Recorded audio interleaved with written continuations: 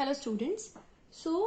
In alternating current, we have studied that its magnitude is changing continuously and it reverses its direction periodically. So for convenience, we are going to find its average value for one complete cycle as its magnitude is changing over the cycle. So we are going to find its average value for one complete cycle. If we see graphically, so its one cycle seems like this. So if it starts from 0, then this will be the time period, the time taken by the AC to complete one cycle is called its time period. This is its amplitude. Amplitude is the maximum value, that means I naught, that is the peak value of the current. So now we are going to find the average value of this alternating current over this whole complete cycle. Okay, so average हम कैसे निकालते हैं? For average, we know the conventional process is to find the total of the quantity and divide it by the total number. Here to find the total quantity, we are going to use integration. Okay, so current, alternating current को हम कैसे represent करते हैं? At any instant t, if I am talking about at any instant t, that is I am asking about the instantaneous value of alternating current, then for AC I have I is equal to I naught sine omega t. This is the instantaneous value of current at any instant t. Now we assume that the current remains constant for a small time dt, as it is changing continuously. Its magnitude is changing continuously throughout the cycle. But if we consider a small time interval dt, suppose a very small portion, then in that case the magnitude of that current is remain same. Okay, so we are assuming that, let us assume that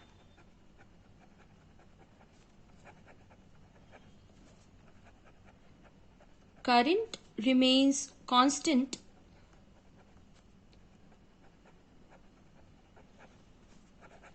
for a small time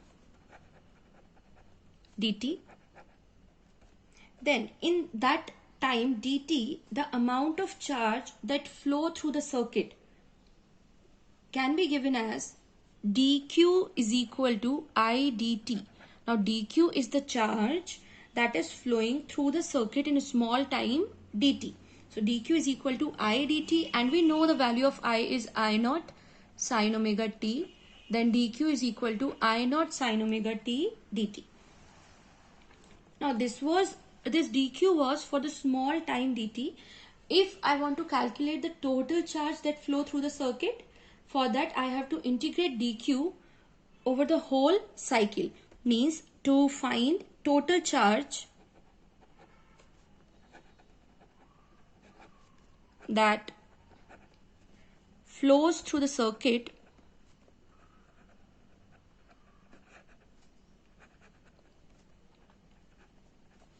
q is equal to integral of dq. Now the value of dq is I naught sine omega t dt. This integration is happening in terms of t with respect to t. So the limits for t will be, for the complete cycle, are from 0 to time period capital T. If I place limit from 0 to t, it represents the whole cycle of alternating current. Now let us calculate this integration. Then we get q is equal to I naught is constant. So integral of sine omega t, we have to solve 0 to t. Now what is the formula for integral of sine omega t? So if we have sine ax dx, integral of sine ax dx, its value will be minus cos ax upon a. This is the formula that we are going to use. For integral of sine ax dx minus cos ax upon a we get. So here dx की जगह हमारे पास है dt, x is t, a is omega. So integral will be minus cos omega t upon omega and limits 0 to capital T. So on solving this, we get, first we have to apply upper limit, then lower limit. I am taking this minus sign common. So I get cos, we can also take omega as common. Cos omega capital T, this is upper limit, minus cos omega t की जगह 0 हम लगाएंगे, then cos omega 0 will be 0. This is lower limit. So minus I naught omega cos omega t minus cos 0 is 1. We also know that omega is equal to 2 pi upon t. So omega की जगह we are going to substitute 2 pi upon t. Then we get q is equal to minus I naught t upon 2 pi. Within the bracket cos and omega की जगह 2 pi upon t into t minus 1. Then it is q is equal to minus I naught t upon 2 pi cos 2 pi minus 1. Now cos 2 pi is also 1. So we get minus I naught t upon 2 pi. 1 minus 1, that is 0.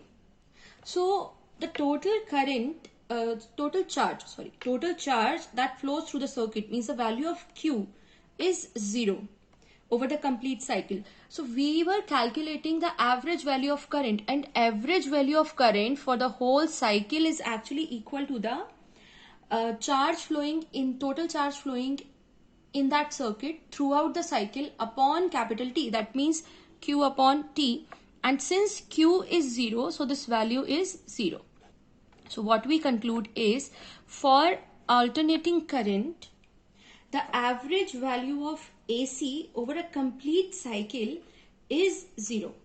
For AC, the average value over a complete cycle is 0. For one complete cycle, what we get, the average value of alternating current is 0. This was the proof for average value of AC over one complete cycle. That's it for the video. Stay tuned and keep watching. Thank you.